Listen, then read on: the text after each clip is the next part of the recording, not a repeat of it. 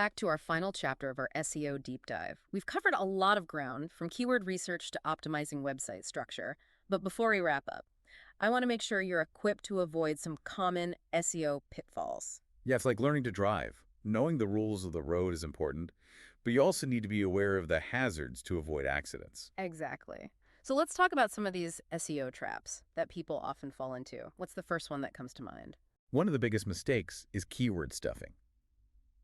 Remember how we talked about strategically using keywords Right. throughout your website? Right, like adding the filling to a cake. Well, some people take this analogy too far and try to cram as many keywords as possible into their content, even if it sounds unnatural or doesn't make sense. So instead of a delicious cake, you end up with a dense, unappetizing brick. But doesn't Google see through that? Absolutely. Search engines are smarter than ever. They can tell when you're trying to manipulate the system with keyword stuffing. Instead of boosting your rankings, it can actually hurt them. It's like trying to cut corners and ending up taking a detour. Quality over quantity when it comes to keywords. What's another common pitfall? Another mistake is neglecting backlinks. We talked about creating high-quality content, but it's not enough to just publish it and hope for the best. You need to get other websites to link back to your content. So it's like getting endorsements or recommendations from other sources. Precisely. Backlinks are a powerful signal to search engines that your content is valuable and trustworthy. The more high-quality backlinks you have, the more authority your website gains in the eyes of Google. Okay, so how do we get those backlinks? Is it just a matter of asking nicely? It's more about earning them. The best way is to consistently create content that others find valuable and want to share with their audience. Think about it. If you come across an insightful article or a helpful resource, you're more likely to link to it from your own blog or social media, right? Makes sense. So valuable content attracts natural backlinks. What else should we be careful about? Another pitfall is ignoring social media.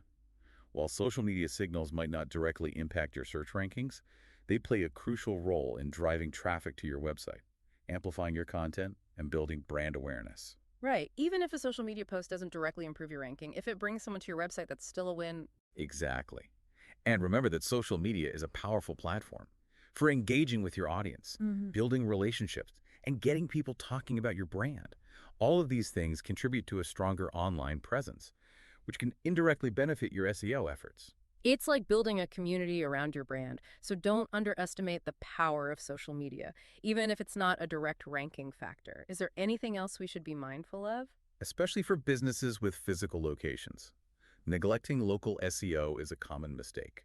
This is all about optimizing your website and online presence to show up in local search results. Right, if someone searches for best coffee near me, you want your cafe to be the first one they see. Exactly.